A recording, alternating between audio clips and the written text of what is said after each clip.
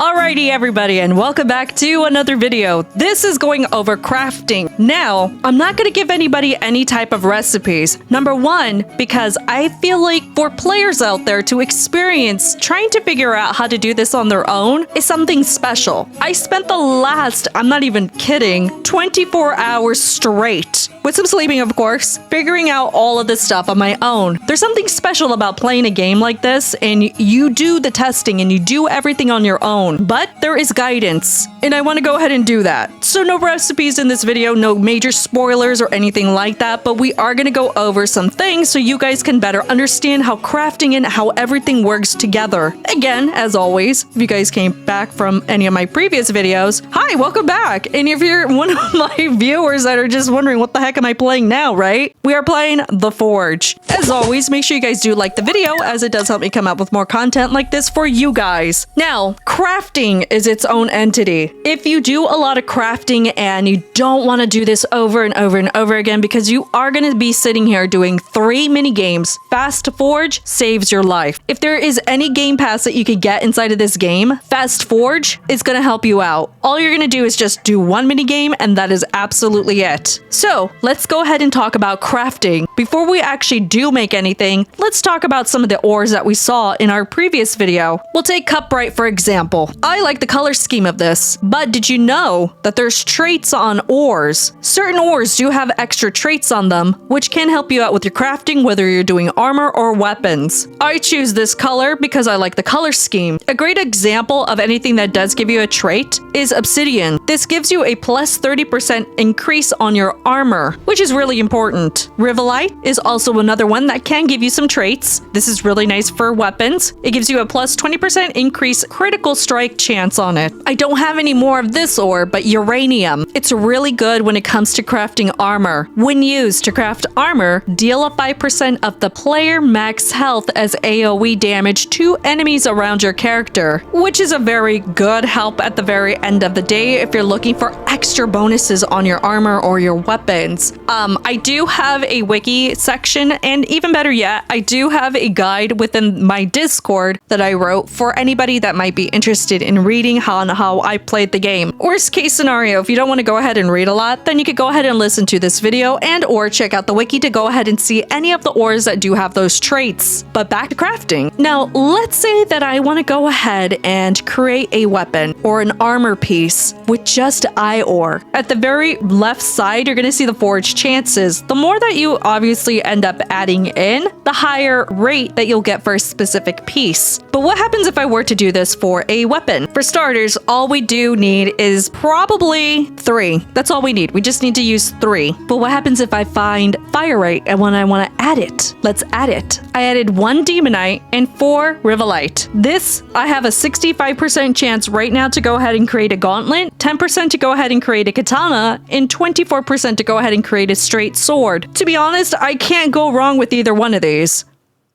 Now, I know I said I wasn't going to come out with any recipes for this, but for this one specifically, this is going to give us some nice traits. I am going to get negative health. I mean, that's the only downside if you choose to go ahead and use the eye ore, but upgrading it and putting a rune on it to go ahead and compensate for any loss of health is definitely something you guys should consider. To be honest, I don't think I even need the Demonite because I don't think this is going to actually do anything crazy for me. And I think I'm going to actually get a loss of what I'm doing with my Firite ore. So we're going to actually go ahead and remove that.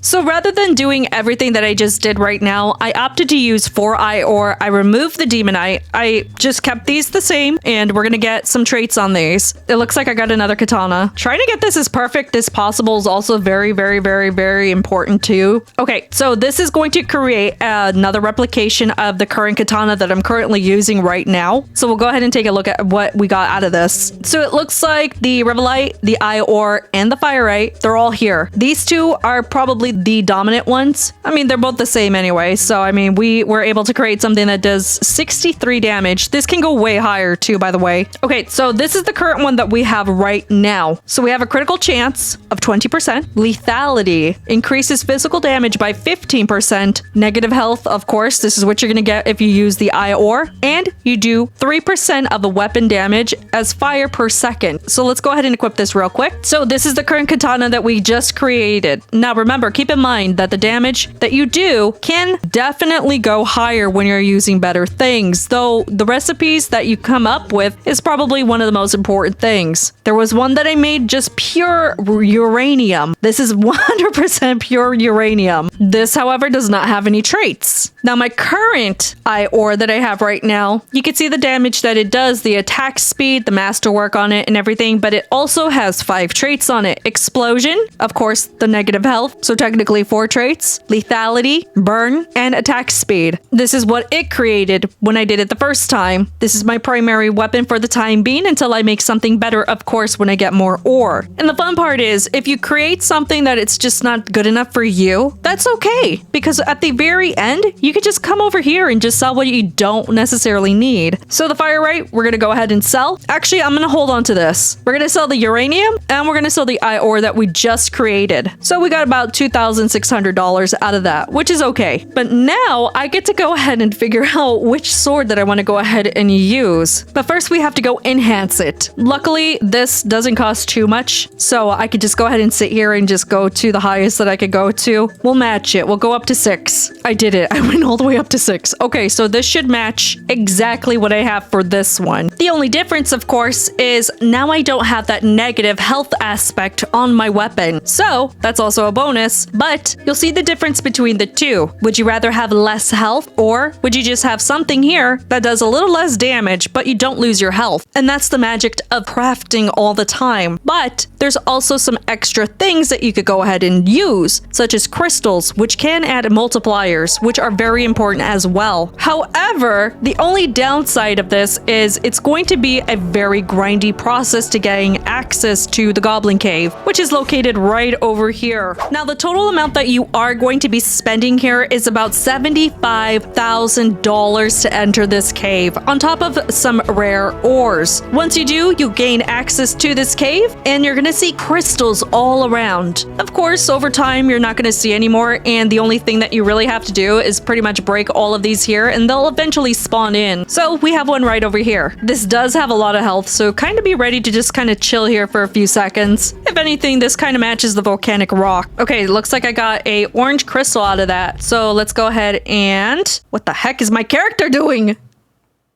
Let's go ahead and make an armor piece. Now, I am going to be using a different ore. We're going to be using this lightite. This gives us a bonus on speed for movement, which is very important if you're slow. If you're a slow class, for example, and you can't walk around, or if you don't have movement speed, this is really nice. Another one that we are going to add is most likely mithril. I have been grinding this out to pretty much get. This gives you vitality, which over time, your health regenerates faster as a whole. Or if this game uses vitality different, you just have more health. But now here's the interesting part. Creating and using these for armor and stuff, you have to use more. But the more that you end up using, sometimes the more and less likely the dominant will be applied and the texture and color, if that makes sense. Now, I am going to go ahead and sacrifice what I'm doing right now purely for the test reasons. So we have 5 lightite, 16 mithril, and 5 obsidian. Afterwards, what we're going to go ahead and do is add in a crystal. This reduces the amount, so we're going to go ahead and remove 1 obsidian. But right now, we have a 3.53 times multiplier on this. So let's go ahead and craft this and hope that we get a heavy helmet instead of a chest plate. I got a chest plate. Okay, so now that it's crafted, it created a medium chest plate. Worst case scenario, I just go sell it. So this gives me 90 defense. It's worth quite a bit. Now let's go ahead and exit out real quick and take a look at what we created. So now we have a 7.7% extra speed movement and 25.27% extra health. Now, of course, when it comes to crafting and everything, I would really suggest crafting at your own pace and kind of get ready to go ahead and sacrifice as you're going, because I'm not going to go ahead and give anybody like some serious recipes for this. The only thing I could really suggest is when you're crafting, be prepared to lose ore, mostly because the RNG for most of this stuff is honestly pretty varied. I had a 51% chance or 50%, I forgot what it was, for a heavy helmet, but I ended up creating a medium chest plate, which is absolutely fine. I could just go ahead and turn around and sell that. Or if I choose, I could go ahead and replace the armor that I have right now and use the one that I just created because of the additional health. But at the very end of the day, this is kind of what you're going to go ahead and expect when you're crafting. Now, I went ahead and enhanced it and added in some runes within it. So now this is what we currently have for this mithril armor piece. We're going to go ahead and equip it real quick. As you can tell that the VFX on here actually do add in such a nice